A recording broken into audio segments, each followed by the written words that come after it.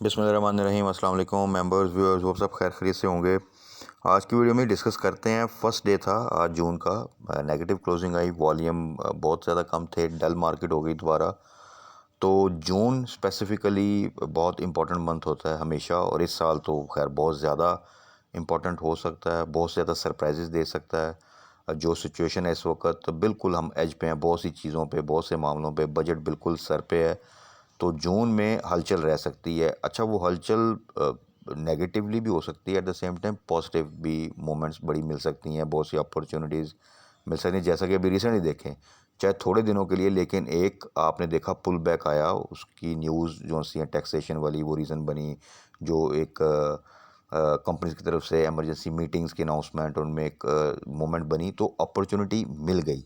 उसके बाद मार्केट ने अब करेक्ट किया, अब आगे फिर जून में आपको मार्केट डिप्रेस होती नज़र भी आएगी कुछ मामलों में अपॉर्चुनिटीज़ भी मिलेंगी। ख़ास तौर पे बजट जब भी होता है तो हमेशा प्री बजट रैली भी बनती है, पोस्ट बजट भी बनती है। प्री बजट रैली हमेशा र्यूमर्स पे, बहुत सी न्यूज़ पे, वो कोई भी न्यूज़ हो सकती है। जिस तरह इस साल ये टैक्सेशन के बाद से आपने देखा कि एक न्यूज़ आई, लेकिन उसकी एक वजह से मूवमेंट बनी, तो वो एक बनती है।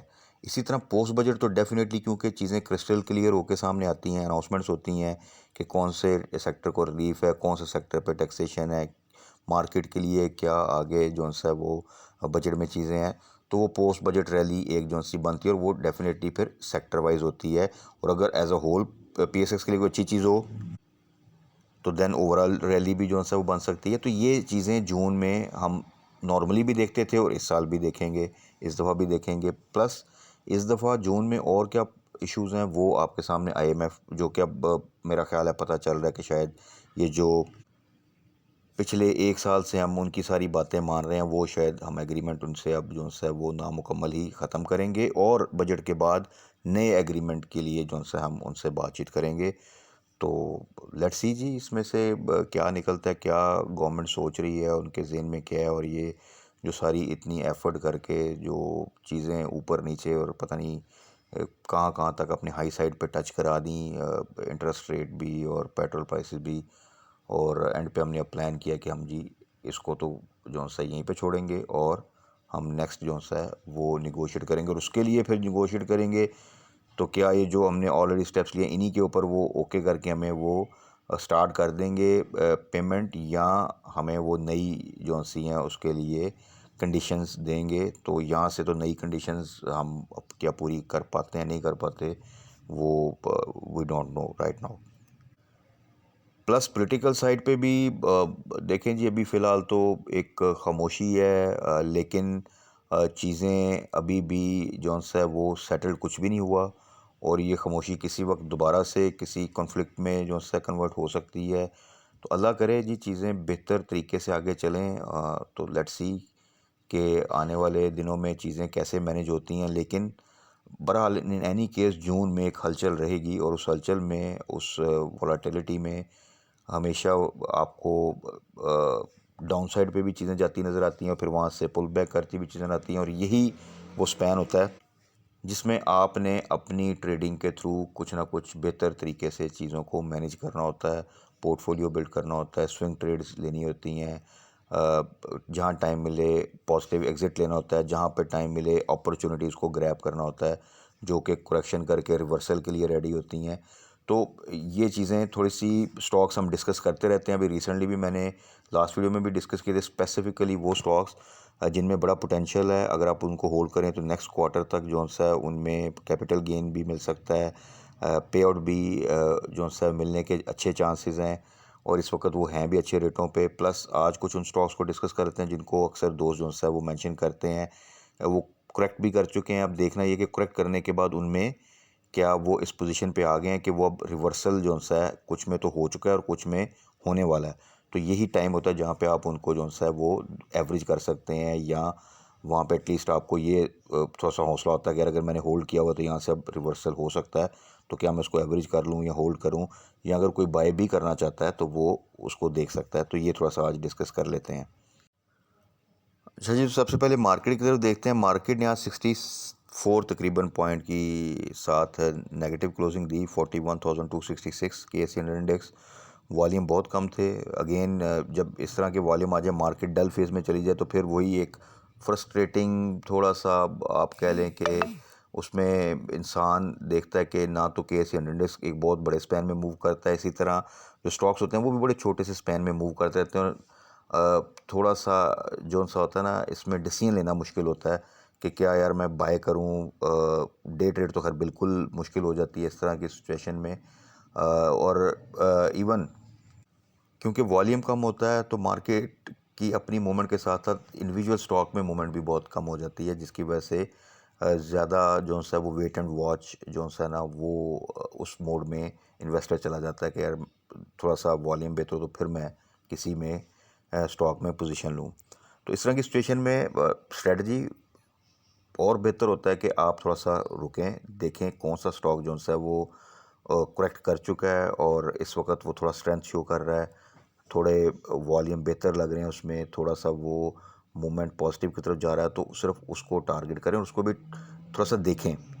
देखें, ये जो क्राइसिस होते हैं ना इस तरह के पिछले जो एक साल चल रहे हैं, मैं अक्सर आपको कहता हूँ कि इसमें कोई जल्दबाजी की ज़रूरत नहीं है। और ख़ास तौर पे मैं हर वीडियो में मेंशन करता हूँ कि पोटेंशियल बहुत है मार्केट में, लेकिन जब तक ये चीज़ें क्लियर नहीं होंगी ये ऐसे ही चलेगा। और स्पैन भी मैं डिस्कस लास्ट ईयर भी और इस ईयर भी बता रहे कि वही 3 से 4 हज़ार का स्पैन है जिसमें मार्केट मूव कर रही है। तो जब वो हाई साइड पे जाए तो वहाँ पे तो बिल्कुल आप अपनी एग्ज़िट लें, पॉजिटिव साइड पे वेट करें, वहाँ पे बाइंग नहीं करनी एटलीस्ट। अगर आपने प्रॉफिट टेकिंग नहीं करनी तो कम से कम बाइंग तो बिल्कुल ना करें। और जब लो साइड पे है तो वहाँ पे घबरा के लॉस बुक ना करें, बल्कि वहाँ पे फिर बाइंग करें, तो आपको कुछ ना कुछ गेन जो सब मिल जाएगा। और ये तो पूरे 1 डेढ़ साल से इस तरह की मूवमेंट चल रही है और सबको पता होना चाहिए इस चीज़ का। अगर फिर भी हम अपने नर्व्स को कंट्रोल ना करते हुए फिर भी जल्दबाजी में हाई साइड पे जाके बाइंग करेंगे तो फिर थोड़ा सा वो मुश्किल हो जाता है। मार्केट में रूमर्स ऐसी ही आती हैं कि जी ये स्टॉक जो है ना अब इसमें रैली बन गई, पता नहीं कहाँ पे चला जाएगा। वो जाएगा बिल्कुल, लेकिन वो कब जाएगा, उसके लिए मार्केट की कितनी स्टेबिलिटी जो सी है वो होनी चाहिए, ये तो फिर वक्त ही बताता है। असल चीज़ होती है कि आप उसको हाई साइड पे बाय ना करें, लो साइड पे करें, तो इंशाल्लाह ताला वो ज़्यादा बेहतर फ़ायदा होगा। प्लस पेनी स्टॉक को तो अवॉइड करें। आपने रिसेंटली देखा, वर्ल्ड कॉल का भी मैंने डिस्कस किया जब उसकी न्यूज़ आई नेस्डेक पे लिस्टिंग के वाले से, तो मैंने यही कहा था कि इसको आपने 1.3 पे 1.4 पे अगर चला जाए वहाँ पे जाके बाई नहीं कर लेना। इस पेनी स्टॉक में देखें इस तरह की न्यूज़ आके भी बस मूवमेंट चंद पैसों की बनती है, और वो सिर्फ इसलिए बनती है कि वहाँ पे आप अगर फंसे हुए हैं तो, और आपने नीचे एवरेज किया हुआ तो वहाँ पे एग्जिट लें, ना कि वहाँ पे जाके आप बाइंग करें। और अच्छे स्टॉक में डरने की ज़रूरत नहीं है, जो फंडामेंटली स्ट्रॉन्ग हैं, जो आपकी ईपीएस जिनकी अच्छी है। आप देखें अभी भी जब ये टैक्सेशन की बात भी आई है तो जिनके पास कैश पड़ा है, जिनके पास रिजर्व इनकम पड़ी है, उन वो ऑथराइज कैपिटल इंक्रीज़ करने की तरफ जा रहे हैं। वो आगे देख रहे हैं कि पे आउट दे दें, बोनस दे दें, कोई इस तरह के स्टेप्स ले रहे हैं। पेनी स्टॉक ने क्या करना है, जो ऑलरेडी लॉस में जा रहा है, जो चीज़ें कुछ नहीं है, तो उधर आपके लिए प्रिविलेज मिलना बहुत मुश्किल है। जबकि अच्छे स्टॉक में कुछ ना कुछ न्यूज़, कोई ना कोई ऐसी स्टेबिलिटी थोड़ी सी भी मिले तो उसमें परफॉर्मेंस होने के चांसेस ज़्यादा होते हैं। और उसको आप लॉन्ग टर्म भी रखें तो आपको साथ पे आउट ही मिलता रहे, तो आप एटलीस्ट जो है पॉजिटिव ही रहेंगे। आप इस तरह के क्राइसिस में भी लॉस के चांसेस कम होते हैं। तो अब ये ज़रा डिस्कस कर लेते हैं। देखें, टेक्नोलॉजी सेक्टर को मैं बार बार मेंशन करता हूँ, दो कि अभी काफ़ी करेक्ट किया उसने, उसके स्टॉक्स काफ़ी लो रेटों पर हैं, लेकिन ये वो सेक्टर है जिसने बहुत ज़बरदस्त प्रॉफिट दिया, जिसने बहुत ज़बरदस्त स्विंग ट्रेड दी। हर स्टॉक ने तकरीबन, ज़्यादातर स्टॉक्स ने आपको अच्छा गेन दिया लास्ट ईयर भी और इस साल में भी। तो करेक्शन आना एक फितरती अमल है, किसी ना किसी वजह से करेक्ट करता है हर स्टॉक। वो पूरे साल में कुछ महीने, कुछ टाइम ऐसा होता है जिसमें उसने करेक्शन करनी होती है। तो technology is one of those sector कि जिसने कम करेक्ट किया और ज़्यादा आपको जो सा वो गेन दिया है। कुछ स्टॉक्स हैं जो कि जिनमें अनएक्सपेक्टेड जो सा वो एक रैली नहीं बनी, जिसमें एवीएन है। मतलब उसमें एज सच कोई बैड न्यूज़ नहीं है, ये आप सबको पता है, लेकिन कोई बड़ा प्लेयर उसको सेल कर रहा है, कोई बड़ी पार्टी उसको सेल कर रही है, जिसकी वजह से उसमें जो सा वो मूवमेंट नहीं आ रही। लेकिन अगर वो सेल कर रही है, कोई उसको बाय भी कर रहा है, तो इसलिए अल्टीमेटली उसने परफॉर्म करना है, क्योंकि एज सच उसमें अगर आप ईपीएस देखें कंसिस्टेंट तो उसमें कोई एज सच कमी नहीं आ रही। पे आउट उसने लो दिया, मार्केट भी सपोर्ट नहीं कर रही, लेकिन फिर भी उसमें एक जो रैली बननी चाहिए थी वो नहीं बन पा रही।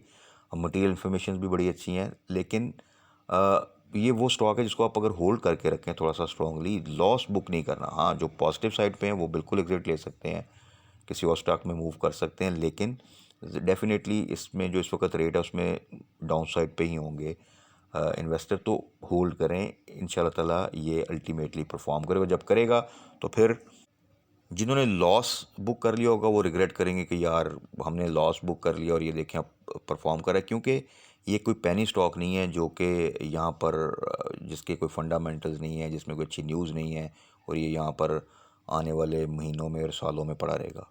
और पेनी स्टॉक आप सबको पता है कि मतलब एक ज़माना था वर्ल्ड कॉल कोई मल्टीपल ईयर जो सा वो 1 रुपये 1.5 रुपये से नीचे जो सा वो ट्रेड करता रहा। सो उनसे अवॉइड करें, और इस तरह के स्टॉक जो से हैं उनको जो सा आपने उनमें वरी नहीं करना, उनको थोड़ा सा स्ट्रांगली होल्ड करें। और इंशाल्लाह ताला टेक्नोलॉजी सेक्टर में फिर न्यूज़ आ रही हैं कि उनको जो सा शायद टैक्स के हवाले से कुछ फिर रिलीफ मिले आने वाले बजट में। रियलिस्टिक भी लगता है, एक्चुअल सिचुएशन तो जब अनाउंसमेंट होगी तब होगा, क्योंकि आईटी सेक्टर वो सेक्टर है जिसको government in any case facilitate करना चाहेगी, बिकॉज यहीं से उनको एक रेवेन्यू जनरेट हो सकता है और फॉरेन एक्सचेंज जो है वो आ सकता है। एक तो टेक्सटाइल है, बट टेक्सटाइल में आपके पास आपको पता है इस वक्त जो कंपटीशन है, कॉस्ट ऑफ प्रोडक्शन, वो तमाम चीज़ें मैटर करती हैं। इसलिए टेक्सटाइल को भी अल्टीमेटली, क्योंकि आपका मेजर सेक्टर है, कुछ ना कुछ मैनेज करना पड़ता है गवर्नमेंट को, बट आईटी को फॉर श्योर जो है वो रिलीफ गवर्नमेंट को देना पड़ता है हर दफ़ा, और इस दफ़ा भी उम्मीद है कि मिलेगा। और जब मिलेगा तो डेफिनेटली फिर आप देखेंगे कि एक रैली जो सी है इसमें दोबारा बनेगी, और जिन प्लेयर्स ने यहाँ पे आप कह सकते हैं कि बहुत से स्टॉक्स में माल छुड़वा चुके होंगे, तो फिर वहाँ से फिर वो गेन करेंगे और ऊपर जाके फिर स्मॉल इन्वेस्टर जो सा वो इन होगा। तो इस चीज़ से बचें और लो साइड पे इन हो और हाई साइड पे एग्ज़िट लें। उसके अलावा कुछ स्टॉक्स हैं जी जिन्होंने रिसेंटली करेक्ट किया है, और करेक्ट करने के बाद उस पोजीशन पे जहाँ से अब रिवर्सल कुछ में होना शुरू हो गया और कुछ में हो सकता है, तो इसलिए उनको थोड़ा सा डिस्कस कर लेते हैं कि उसमें आपकी क्या स्ट्रेटजी होनी चाहिए, ताकि आप कोई गलत डिसीजन लेके लॉस जो है ना वो ना करें, बल्कि अपॉर्चुनिटी से फ़ायदा उठाएं और ये पॉजिटिव साइड पे एग्ज़िट लें। उसमें सबसे पहले आ जाए जी अटक रिफाइनरी। अटक रिफाइनरी बेहतरीन स्टॉक, और हम डिस्कस करते रहते थे कि ये तो इतनी स्ट्रेंथ अब शो कर रहा था कि ये 165 को भी ब्रेक नहीं कर रहा था। नॉर्मली ये 160 बड़ा इजीली, बल्कि 150 को भी ब्रेक कर जाता था लास्ट ईयर, बड़ी अच्छी स्विंग ट्रेड देता था। बट इस दफ़ा ये 168 170 172 इसी रेंज में मूव कर रहा था, और इसको मैं हमेशा सजेस्ट करता था कि आप टारगेट कर लें जब ये 165 से नीचे जाए, दो के ये भी हाई साइड है अगर आप लास्ट ईयर को कंपेयर करें, लेकिन जो इसकी स्ट्रेंथ है उस लिहाज से अगर 165 से नीचे जाए तो वहाँ पे आप इसको टारगेट कर सकते हैं। जिन्होंने इस पर इन्वेस्टमेंट नहीं की, बट उसमें भी ये था कि 2 स्टेप में कि 165 से नीचे जाए वहाँ पे आप टारगेट करें, अगर फिर थोड़ा सा कैश के रखें कि अगर ये 160 को भी ब्रेक करता है तो फिर वहाँ पे जाके आप एवरेज कर सकें। लेकिन इस वक्त जो सिचुएशन चल रही है इसके चांसेस कम है कि शायद ये 160 को ब्रेक करे, क्योंकि ज़रा सी सपोर्ट मिलती है तो ये फ़ौरन जो है बाउंस बैक करता है। तो अभी की क्लोजिंग जो इसकी आज की आई है वो भी 165.79 की है, और लो भी अगर आप देखें आज का तो 165 ही इसने जस्ट लगाया है। तो इसको टारगेट कर लें, अगर ये 165 से नीचे, ये 165 के पास आपको मिलता है कल, तो इसमें आप एंट्री ले सकते हैं। और इसमें पूरा पोटेंशियल है कि इमीडिएटली आपको जो है वो 170 की प्राइस जो है वो दे सकता है। और जो इसके रिज़ल्ट जा रहे हैं, जो इसकी ईपीएस जा रही है, थोड़ी सी मार्केट की सपोर्ट हुई तो इसका जो एक्चुअल टारगेट अब रखा हुआ है वो इंशाल्लाह ताला 200 प्लस का है नेक्स्ट रिज़ल्ट अनाउंसमेंट से पहले।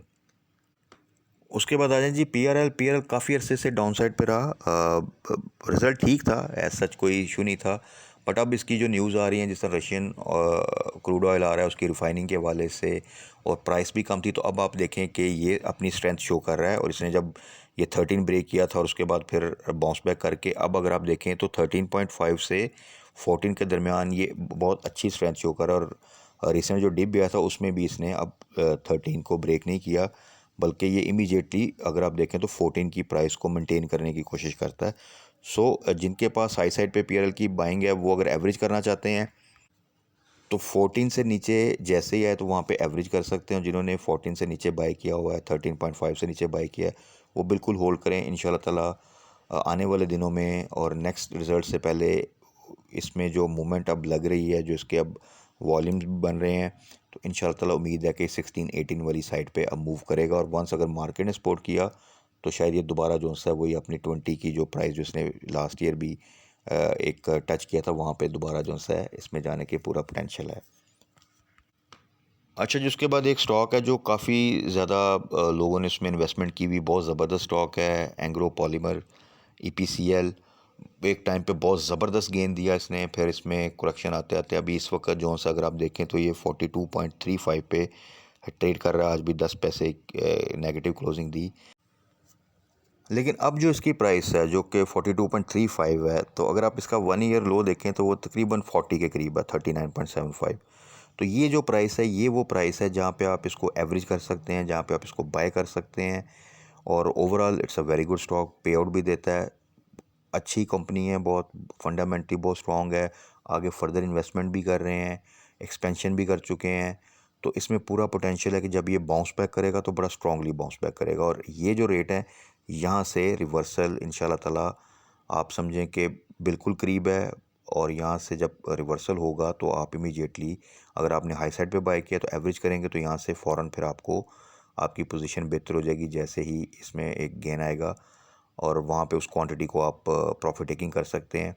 और अगर आप बाय करते हैं तो यहाँ से इसमें पोटेंशियल है कि रिस्क बहुत मिनिमम है और यहाँ से एक अच्छे गेन के चांसेस जो से वो हैं। तो नेक्स्ट रिज़ल्ट से पहले इसमें एक अच्छी मूवमेंट जो सी है वो आप एक्सपेक्ट कर सकते हैं। और अगर मार्केट ने सपोर्ट किया तो 10-15 रुपए की मूवमेंट आपको मिल सकती है। तो यहाँ से इस वैल्यू के स्टॉक में अगर आपको 10 रुपए की मूवमेंट भी मिलती है तो it's more than I think 20%। तो इसको जो सा आप यहाँ पे बिल्कुल जो सा वो टारगेट कर सकते हैं। और कंपनी का आप सबको ही पता है कि it's a very strong group even. और यहाँ से इसको टारगेट करना जो सा वो आपके लिए एक रिस्क जो सा वो मिनिमम होगा और प्रोबेबिलिटी बहुत हाई होगी कि यहाँ से आपको कुछ ना कुछ अच्छा गेन जो सा वो मिल जाएगा। अच्छा जी, उसके बाद है टी पी एल पी बहुत से दोस्तों ने इसमें भी इन्वेस्टमेंट की हुई है। लास्ट ईयर इसने बड़ी अच्छी स्विंग ट्रेड दी थी, इसमें अच्छी अर्निंग की थी।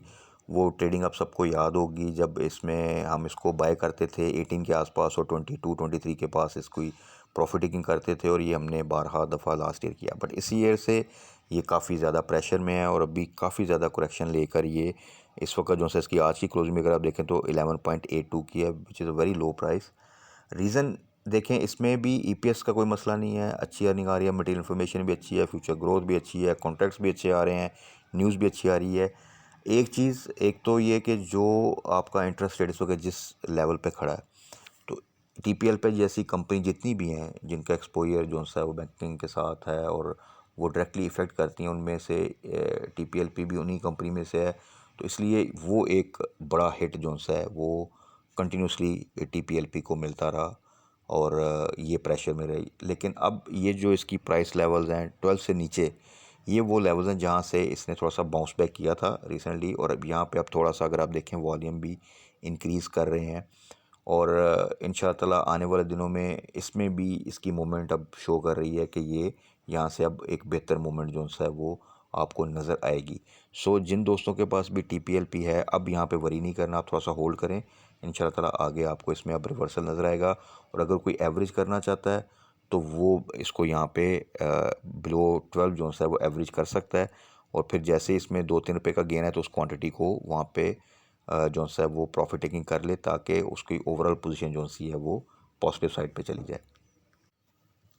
उसके बाद है जी OGDC काफ़ी अरसे के बाद 80 को ब्रेक करके इस वक्त 75 पे तकरीबन खड़ा है। दिस इज़ द प्राइस जहाँ पे मेरा ख्याल है कि अब ये ऑलरेडी रिवर्सल हो चुका है और इसने ऑलरेडी थोड़ी सी एक मूवमेंट बना चुका है। सो जिन दोस्तों ने भी यहाँ पे डिप पे बाय किया था वो होल्ड करें।